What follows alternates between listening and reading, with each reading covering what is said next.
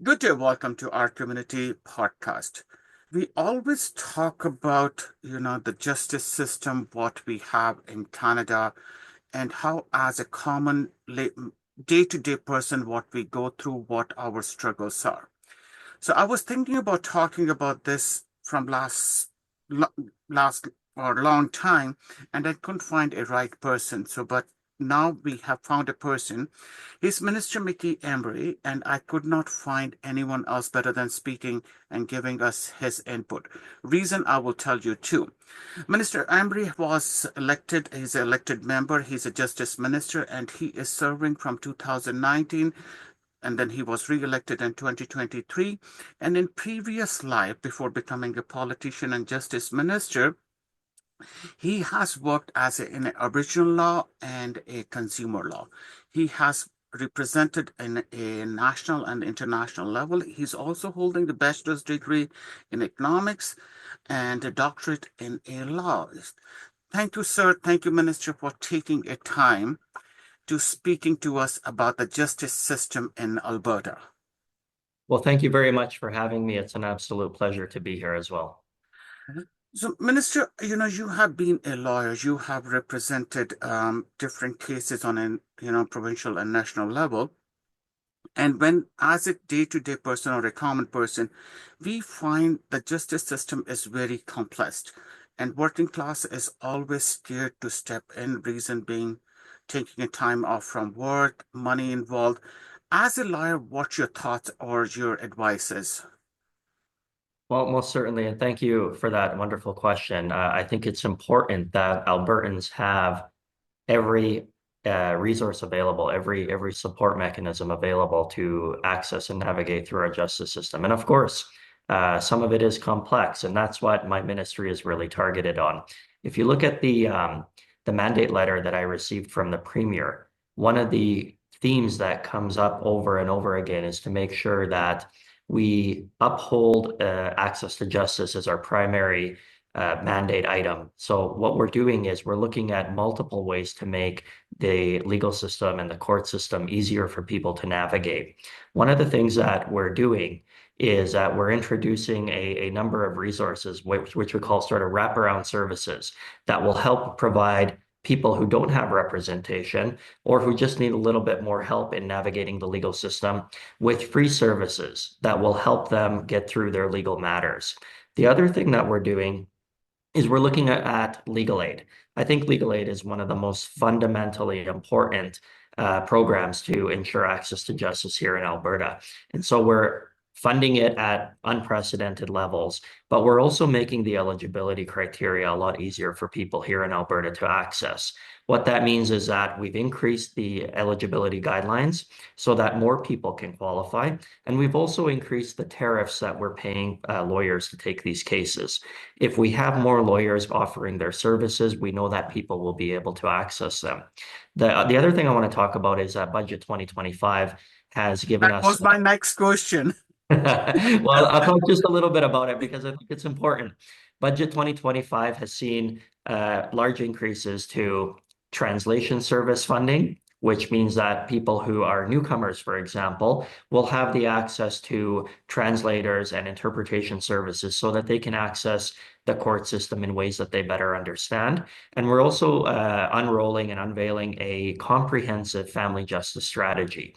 And what this means is that we are funding multiple supports in the way of pre-court services, we call them, but really what it means is that we are funding access to mediators and family court counselors and other support staff to help people get through family law because it's a very stressful area. And we want to make sure that all families in Alberta, if they need to go through this, and unfortunately some of them do, if they do go through the family law system, that they have every support they need to make this as uh, simple and easy to understand and as least stressful as possible. Minister Embry, you did talk about the budget because that was my two questions basically, and you have kind of addressed it, but I will come back to them too. You did address about the budget, like what the resources have been brought and the family law. Being a lawyer, when we talk about the law system, it has family law, it has civil, it has criminal, and then Aboriginal, right? So how you differentiate between like where it becomes civil become criminal and criminal become civil, and then where how family become criminal and civil. Like, could you identify a little bit in few minutes, please? Okay. Certainly, we know that we have three court divisions, primary court divisions. I'll call them the family courts. We have our civil court division, and we have our criminal court division. And then within each of those, obviously, there are a number of different areas that our court systems and judges have to deal with. But we look at those primary branches as things that we need to address. So when we talk about things like our civil court division, this means things like small claims courting. It could mean things like multi-million-dollar disputes between companies. We try to support that by making sure that the judges are well staffed with a full complement of support staff, legal assistants, clerks, etc. We also look at our judges and the number of judges that we have and the number of vacancies we have because we think that's very important as well. Having the judges that we need to handle or hear these cases is incredibly important to an effective legal system or justice system. So what we've done this year and in past years is that we've looked to fund adequately the staffing and making sure that we appoint judges as quickly as possible. This year, budget 2025 includes 3,575 FTEs, so full-time equivalent staff within Alberta Justice. The good news here is that this is the highest number of FTEs that we've ever had. And in addition to that, we received the biggest increase of FTEs of any other government ministry. So I say that because I think it's important to highlight these details. We know that the Alberta government takes public safety and security and safe neighborhoods very, very seriously. And that's why we're doing that. When it comes to our criminal courts, again, we have our Alberta Crown Prosecution Service, which falls within my ministry, and we want to make sure that our Crown prosecutors are well supported. And so we've seen a remarkable increase in budget 2025 to making sure that we have the adequate number of prosecutors to try cases before the court to make sure that people who are committing crimes are convicted and held responsible with that.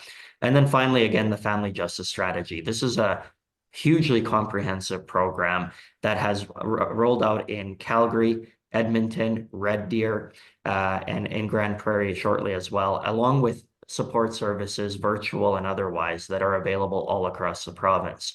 We know that family law is stressful. We know it's difficult on children. And the idea here is to make sure that we provide every possible tool to help families deal with their family law matters. And we try to do it without them going to court. So families can access mediation services, families can access family court counselors. And these are all tools that help families resolve their issues and their differences, hopefully before court. Of course, if they cannot, our court system will be ready and available for them when they need it. Minister, you did talk about, and like when we were talking, started the conversation, you did mention Premier Smith has sent a mandate letter to all the ministers, right? That's And right. I have spoken to her before too, because I think that is a first sign, first because accountability, right? Accountability and transparency to the media, not to the common people, right? In justice system, because it's so complex and lawyers have all the power because it's expensive.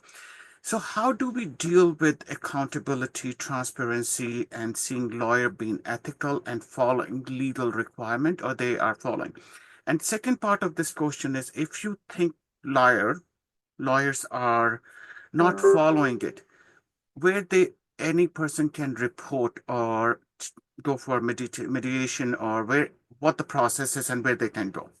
Thank you. Wonderful question once again, because we do hold our lawyers to a very high standard here in Alberta. And all lawyers are members of the Law Society of Alberta. This is a requirement to practice law in Alberta. All lawyers are members of the Law Society, and they do a great job of providing a number of services to Albertans. First and foremost, they provide educational services to the public and to lawyers as well. All lawyers, through their requirements, licensing requirements, need to submit a CPD plan every year, which is sort of a plan of what a lawyer is going to do to improve his or her education over the course of that year. That's one step that the Law Society takes. They always provide resources and access to materials so that lawyers continually improve upon their understanding of the law. And we all know that the law develops with time, right? The laws develop over a period of time, and what was what the law was decades ago sometimes isn't the case today. So we have those resources available, and lawyers are encouraged and required in some cases to go ahead and do those training programs. The other thing that we have for the public is that the Law Society of Alberta is the regulator for lawyers in this province. And so there is a comprehensive set of rules that lawyers have to abide by, a code of conduct, and a Legal Professions Act. And if individuals feel that their lawyer has not abided by either of those, or that there was something that happened in a particular matter, then the public has a mechanism available through the Law Society of Alberta to file a complaint. The Law Society will investigate. They'll hear from the individual. They'll talk to the lawyer. They will decide what to do next with a particular case. Sometimes the Law Society will refer it to a public hearing, and that will or that will the decision will be made as to whether or not the allegations are true. Some lawyers, unfortunately, go through the process, and it is determined that that was the case, and they are sanctioned. But the vast majority of lawyers in this province are doing a wonderful job. They are ethical individuals. They're representing their clients vigorously and doing remarkable work here to make sure that the public has good access to legal services. And so I'm proud of the work that our lawyers are doing in this province. I'm proud of all the work that my colleagues in the legal profession are doing. But there is a mechanism available for the public if they need additional help. The last thing I'll say is this. The court also offers a service where an assessment officer can review a lawyer's bill. And I think that's important because a lot of people don't know about this service. Every time a bill is issued, the court offers a service by way of an assessment officer that can review a legal bill and decide if the fees are fair and reasonable. And the public is able to and encouraged to submit their bills to the service, which will allow the assessment officer to make a final decision on whether that is a reasonable bill. This is the case, or this is available to somebody who thinks that maybe a bill is inappropriate or that the charges are unreasonable, and that's a service that the court allows for as well. Thank you, Minister. My last question to you is, you have introduced the legislation this week. I understand that you introduced the amendment to the Critical Infrastructure Defense Amendment, right? Why this legislation was important and what changes it's going to bring? Well, thank you for that. And again, this is a new bill that I introduced this week in the House to the Critical Infrastructure Defense Act. And what this does is that this amendment would protect essential infrastructure in our province.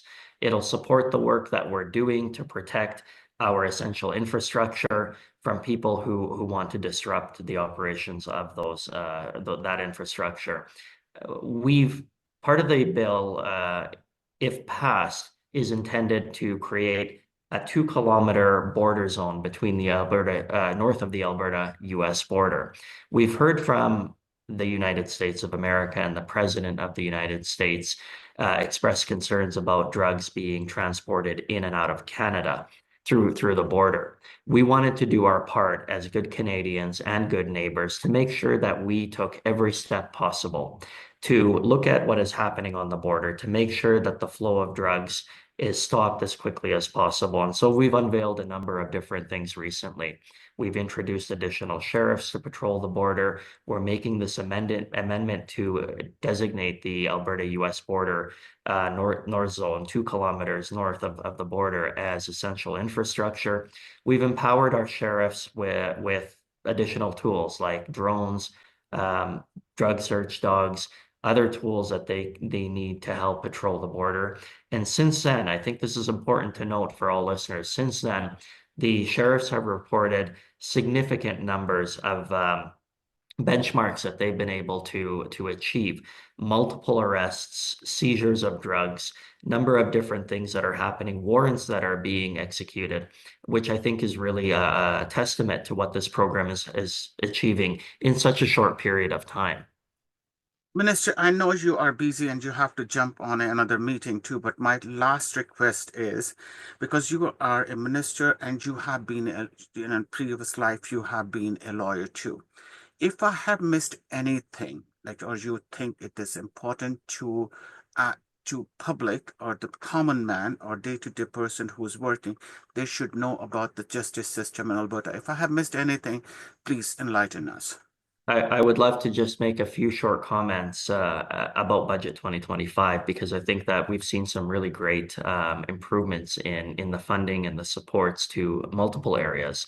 Budget 2025 includes an increase to the Human Rights Commission Education and Multiculturalism Fund, which means that the Human Rights Commission can use that money to create more awareness to the public about human rights issues, about things that they think are important. I think that's especially relevant to our diverse communities here in Alberta. I think that having the Human Rights Commission lead the Education and Multiculturalism Fund is good for all people, and certainly for those who need to better understand what their rights are when they're dealing with people here in Alberta or businesses or whatever it may be. The other thing that I think is important about Budget 2025 is that we've seen increases in not only the family justice strategy, but also to interpretation services. And what this means is that we'll be funding more services to help people understand what is happening in the court system if they're newcomers and if they don't have a strong command of the English language. We'll be able to support them with interpretation services that help them understand what is happening in their own languages. I think that's a really remarkable move that we're making as well. Um, the family justice strategy is really important to me. We talked a little bit about some of the work that I used to do as a private lawyer, and a lot of that involved family law work. And I know how difficult it was for families. I also know how stressful it was for children. And one of the most intimidating things for families is having to go to court because it is a stressful experience, and not knowing what the outcome might be is very difficult for families. So what we've encouraged and what I've tried to promote is let's see if we can get these families into a room with a mediator. Let's see if we can provide them with family law counseling services. Let's see if we can resolve some of these differences early on while things are still fresh and that the parties have not committed to their positions. Let's see if we can try to reduce the impact on families. And all of that is done outside of a courtroom, which I think is really important. I think that if we can get families into our pre-court services and we can resolve some of their issues or hopefully all of their issues, they won't ever have to go to court. And that is better for families all across this province. So I'm very happy with that. The last thing I'll say to you is this. We unrolled this program about a year ago in December of 2023. So a little bit over a year. We know that 52,000 Albertans have already used this service. And I can tell you that that means that there are 52,000 Albertans that didn't have to go through the challenges of a court system, of the stress and the anxiety of dealing with going to court. And I think that, again, the statistics really speak for themselves. And I think that's just a great number, an encouraging number. And I hope that we continue to grow on that. Thank you, Minister. Thank you for your time. I really appreciate all the best. And once again, thank you on behalf of our all viewers. Thank you so much. And again, I am available to chat with you about any concerns that you or your viewers have. I'd love to continue to make sure that Albertans know how our justice system is operating, and really honored and proud to be here. Thank you very much. Thank you, sir. Really appreciate it. All right. Have a good